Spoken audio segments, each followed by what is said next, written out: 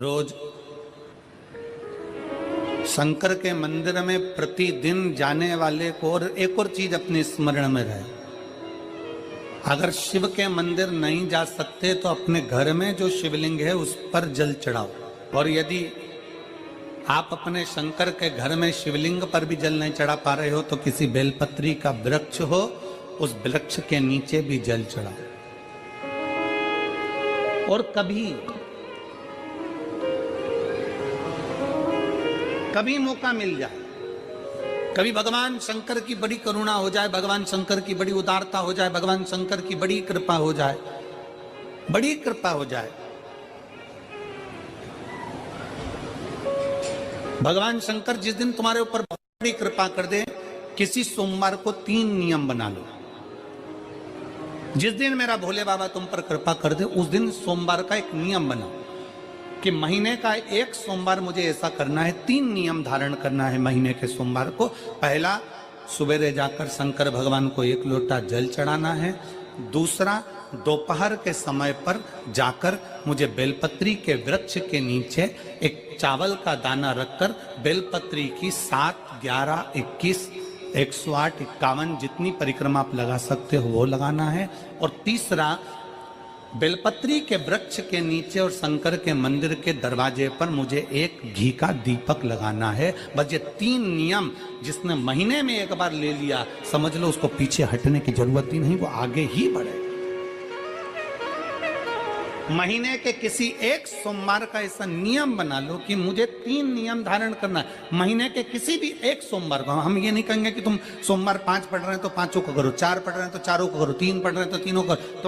तुम तो महीने का एक सोमवार का नियम बना। और मेरी जीजियों से, मेरी बेटियों से जो विदेश में रह रही हैं, जो कहीं बाहर रह रही हैं, कहीं बड़े शहर में रह रही हैं, जो रोज मंदिर नहीं जा सकते, हर किसी महीने के एक सोमवार को भी ये नियम निर्धारण करते, तो उनसे कहेंगे कि 3 महीने में एक सोमवार का नियम बना लो। 3 महीने में नहीं बना सकते तो 6 महीने में एक सोमवार का नियम बना लो। और 6 महीने में नहीं बना सकते तो 1 साल में एक सोमवार का ऐसा नियम बना लो कि मैं साल का एक सोमवार ऐसा रहूंगी कि सुबह सोमवार के दिन मंदिर में जाकर जल चढ़ाऊंगी, दोपहर में जाकर बाबा को एक अक्षत का दाना रखकर, अक्षत का मतलब है कि बाबा मेरी दिनों दिन उन्नति करना। बेलपत्री के वृक्ष के नीचे जो अक्षत रखा जाता है वो उन्नति के लिए रखा जाता है। शंकर के शिवलिंग पर जो अक्षत रखा जाता है वो रोग मुक्ति के लिए रखा जाता है। अशोक सुंदरी पर जो अक्षत रखा जाता है वो संतान प्राप्ति के लिए रखा जाता है। षडानंद कार्तिकेय की ओर जो अक्षत रखा जाता है वो हमारे बच्चों की सुख समृद्धि के लिए रखा जाता है। विनायक की ओर, गणेश जी की ओर जो अक्षत रखा जाता है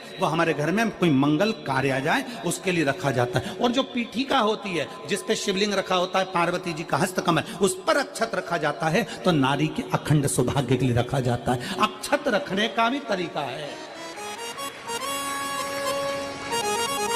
एक चावल का दाना कहाँ रखा जाता है, क्यों रखा जाता है, कैसे रखा। अब कई लोग कहते हैं गुरुजी ये शिव महापुराण में आप ये नियम बताते हो, तरीका बताते हो। हम तो उनसे कहेंगे डॉक्टर के पास जाओगे तो डॉक्टर भी गोली लिखकर ये नहीं कह देगा कि ये सारी गोली एक साथ खा जा।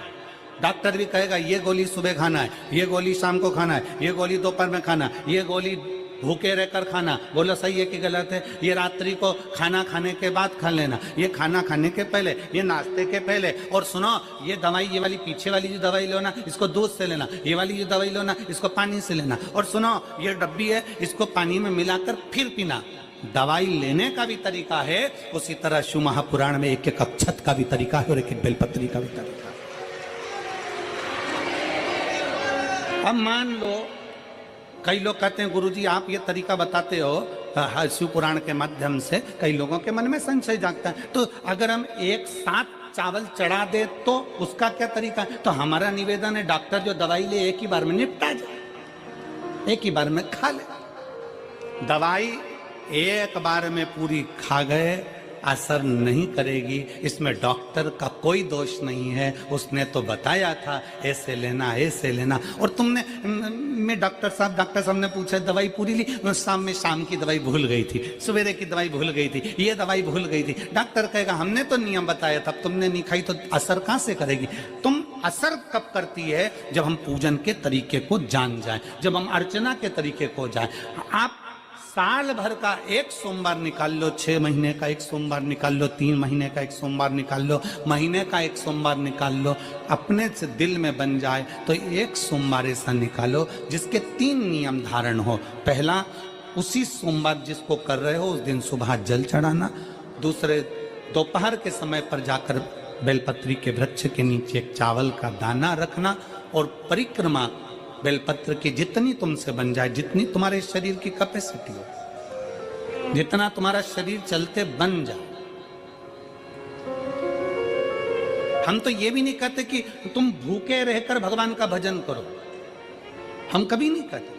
हम तो यहां तक कहते हैं, हमारे पुष्टि मार्ग में यहां तक कहा गया कि वल्लभ कुल की एकादशी करो, भले बकरी जैसे चरो पर एकादशी करो।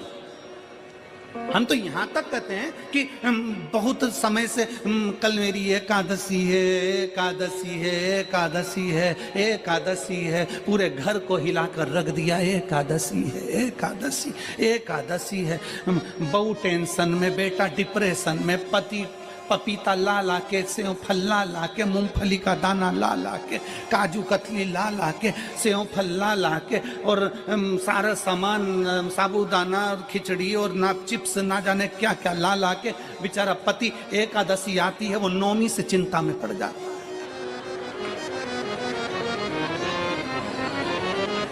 हम तो ये भी नहीं कहते कि तुम व्रत बहुत भारी करो, तुम व्रत उपास भी बहुत टेंशन वाला करो, ना ना ना।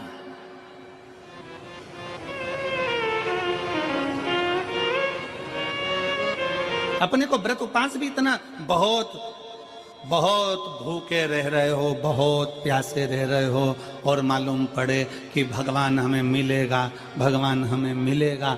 भगवान कहता है कि देख भाई, मैं भी भूखा नहीं रहता, तू भी भूखा मत रहे, मैं भी चकाचक रहता हूँ, तू भी चकाचक रहे, मैं भी अपने। और भगवान शंकर तो ये भी कहते हैं कि अपना परिवार में मत छोड़ो। मेरे पास में पार्वती भी, एक ही देवता है जो विद फैमिली मंदिर में बैठता है।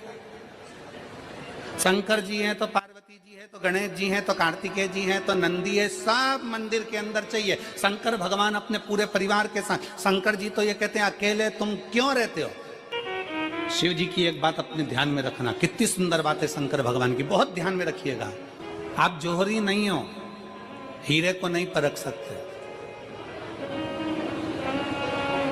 हम भी जौहरी नहीं है, हम हीरा को नहीं समझ सकते।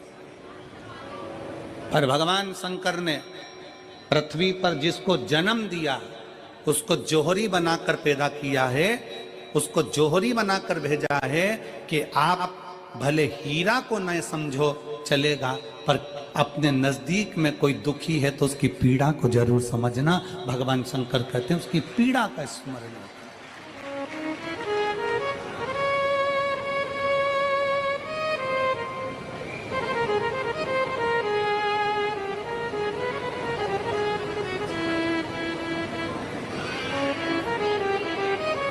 हीरा को समझो ना समझो, पर पीड़ा को जरूर समझिए। किसी के दर्द को जरूर समझिए, किसी के दुख को जरूर समझिए, किसी की तकलीफों को जरूर समझिए। पशुपतिनाथ का व्रत करते हो आप, 16 सोमवार का व्रत करते हो आप, संकट सोमवार का व्रत करते हो आप, शिवरात्रि का व्रत करते हो, सोमवार की अष्टमी का व्रत करते हो। उन व्रतों में सारे व्रत करो, मना नहीं है, पर उस व्रत में अपना पूर्ण समर्पण परमात्मा के प्रति रखो। केवल खाना छोड़ा है, अन्न छोड़ा है, भोजन छोड़ा है, और दिन में सुबह से लेकर शाम तक 2-3 बार तुमने कुछ ना कुछ पाया है, वो व्रत हो सकता है आपकी दृष्टि में, पर हमारी दृष्टि में व्रत कौन सा है। शिव महापुराण की कथा कहती है कि सुबेरे आपका व्रत चालू हुआ, दूसरे दिन ब्रह्म मुहूर्त तक जो आपका व्रत आपने रखा है, भगवान का जो व्रत कर रहे हो, उस व्रत में एक बात अपने अंदर उतार कर रखो कि इस दिन मैं अपने मोबाइल का त्याग करती हूँ, पूरे दिन मैं मैसेज नहीं पढ़ूंगी, मैं देखूंगी नहीं, मैं अपशब्द नहीं कहूंगी, मैं जानूंगी नहीं। दूसरा, आज के दिन मेरा व्रत है, आज 1 महीने में, 15 दिन में, 2 दिन में, 20 दिन में मैंने अगर किसी से भी अपशब्द कहा होगा, आड़ा टेढ़ा कहा होगा, तो सबसे पहले आज व्रत वाले दिन मैं उसको सॉरी कहूंगी, क्षमा मांगूंगी और अपने हृदय से लगाने का प्रयास करूंगी। व्रत है। व्रत का तीसरा अंश आज मेरा व्रत है, मैं आज के दिन किसी को भी अपशब्द नहीं बोलूंगी, किसी के लिए आड़ा तड़ा नहीं बोलूंगा। आज जितना बन सकेगा मैं सात्विक जीवन जीऊंगा। चौथा, आज मेरा व्रत है, आज के दिन मैं झूठ नहीं बोलूंगी, ना झूठ बोलूंगा सुबह से लेकर शाम तक। और पांचवा, आज व्रत वाला दिन है, जितना फलार मैं करूंगी उसका पैसा जोड़ूंगी कि 15 रुपए का मैंने साबुदाना खाया, 10 रुपए का बटाटा खाया, ये खाया वो खाया, सारा हिसाब लगाकर 55, 60, 70 रुपए जितने होते हैं उसमें से एक अंश निकालकर मैं उसका एक भाग किसी गौशाला में जाकर गाय को चारा जरूर दूंगी। आपका व्रत, आपकी साधना, आपका तप, आपका बल, आप कैसा कर रहे हैं? केवल भूखे रहने पर भगवत पद की प्राप्ति नहीं होती। शिव महापुराण की कथा कहती है कि भूखे रहने से भगवान की प्राप्ति नहीं होती। शिव पुराण की कथा कहती है भगवान को पाने की भूख बढ़ाने से भगवान की प्राप्ति होती है। भीतर से परमात्मा को पाने की भूख बढ़ाइए, भगवान को पाने की भूख बढ़ाओ भीतर से।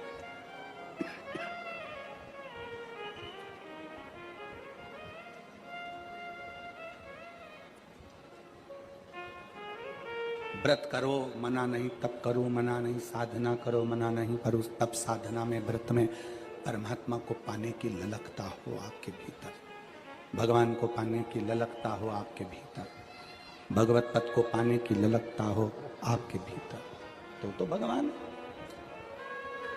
महापुराण की कथा एक बड़ी सुंदर बात कहती है, व्रत आप करते हो, उपास आप करते हो, नियम आप लेते हो, पूरा किसको करना पड़ता है? तुम्हें नहीं।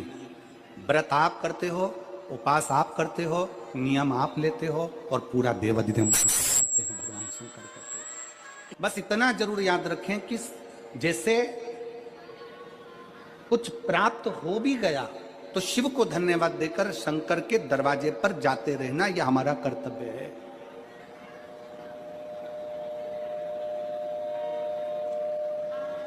एक बहन जी ने पत्र लिखा था कल, उस पत्र में बहन जी ने लिखा कि शिव महापुराण तप का मतलब क्या होता है? चलिए उपास का मतलब बताओ। खाना छोड़ देना व्रत नहीं है, दूसरे का धन छुड़ाकर खाना छोड़ देना व्रत है।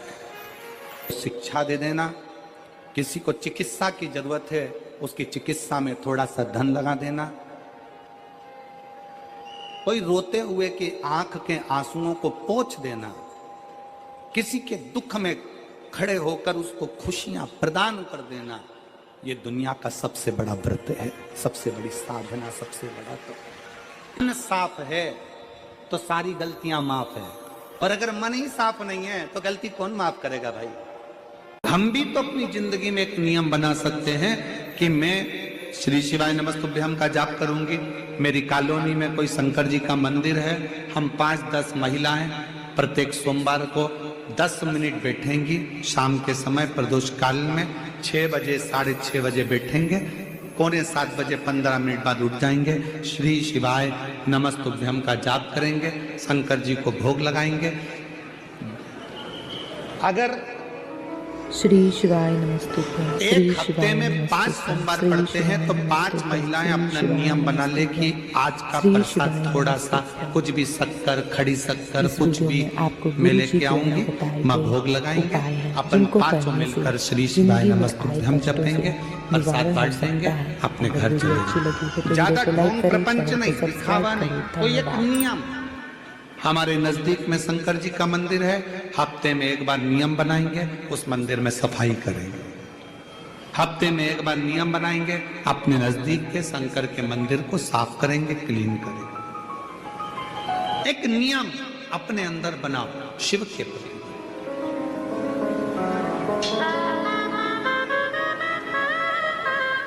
अपने भीतर जब हम नियम बना लेते हैं कि श्री शिवाय नमस्तुभ्यम जपना है, शिव को एक लोटा जल चढ़ाना है, शंकर की आराधना करना है, तो शिव हमारे लिए भी कोई ना कोई नियम जरूर बनाते हैं और हमारा कल्याण जरूर करते हैं। एक नियम बने, इस कथा को सुना, तुम्हारे पति को फल प्राप्त हो।